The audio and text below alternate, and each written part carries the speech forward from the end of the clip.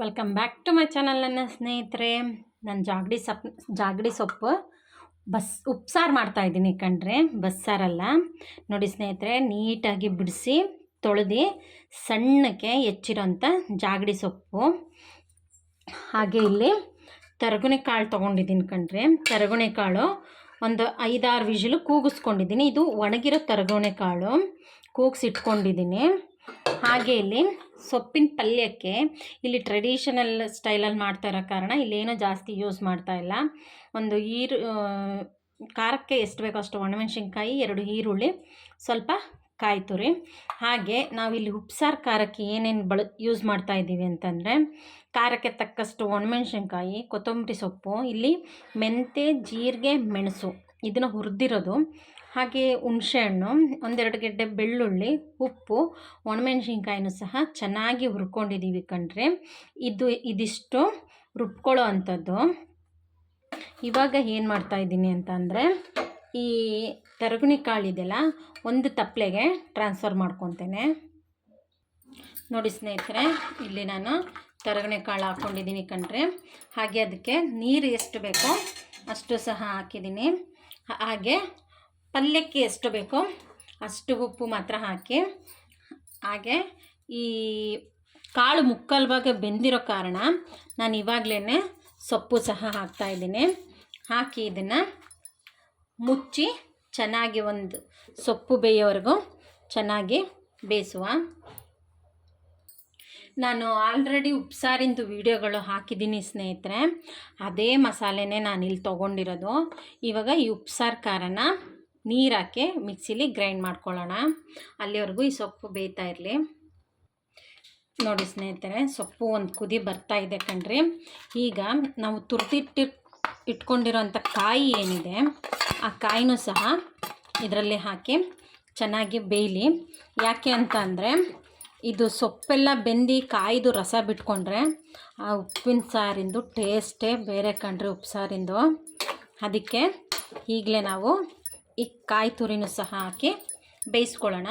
ನೀವು ತರಗುಣಿ ಕಾಳು ಇಷ್ಟ ಇಲ್ಲ ಅಂತ ಅನ್ನೋರು ಬೇಕಿದ್ರೆ ನೀವು ಬೇಳೆನೂ ಸಹ ಹಾಕೋಬೋದು, ಅದು ಸಹ ಚೆನ್ನಾಗಿರ್ತದೆ.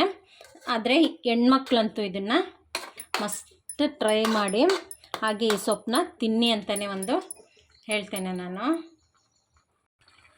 ನೋಡಿ ಸ್ನೇಹಿತರೆ, ಈಗ ಸೊಪ್ಪು ಕಾಳೆಲ್ಲ ಚೆನ್ನಾಗಿ ಬೆಂದಿದೆ ಕಣ್ರಿ.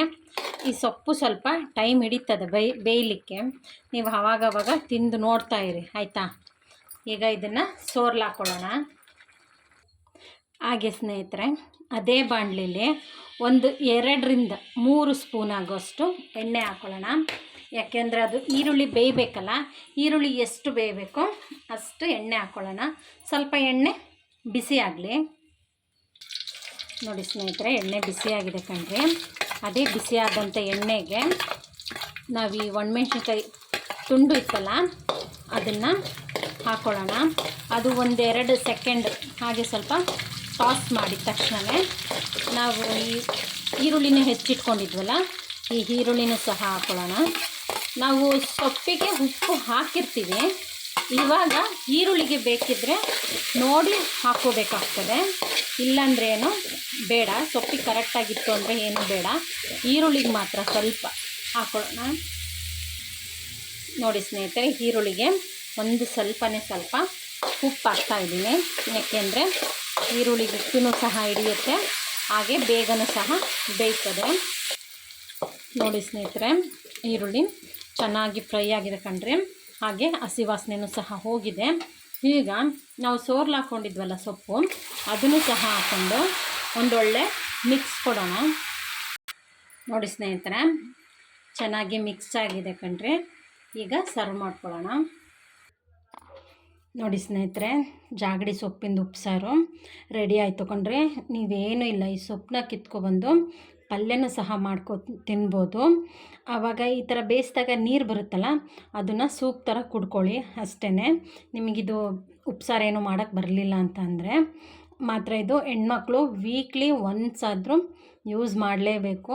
ನೀವೇನಾದರೂ ರಸ ಮಾತ್ರ ಎಲ್ಲ ಮಾಡ್ಕೊತಾ ಇರ್ತೀರಲ್ಲ, ಆವಾಗ ಒಂದು 2-3 ಟೈಮ್ಸ್ ಸಿಕ್ತು ಅಂದರೆ ಇದನ್ನು ಮನೇಲಿ ಉಪಯೋಗ ಮಾಡಿ ಅಂತ ಹೇಳ್ತಾ ಹಾಗೆ ಸಾನಿಧಿ ಸಿಂಪಲ್ ಅಡುಗೆ ಮನೆ ಚಾನಲ್ನ ಸಬ್ಸ್ಕ್ರೈಬ್ ಮಾಡ್ಕೊಳ್ಳಿ, ಲೈಕ್ ಮಾಡಿ, ಶೇರ್ ಮಾಡಿ, ಸಪೋರ್ಟ್ ಮಾಡಿ. Thank you.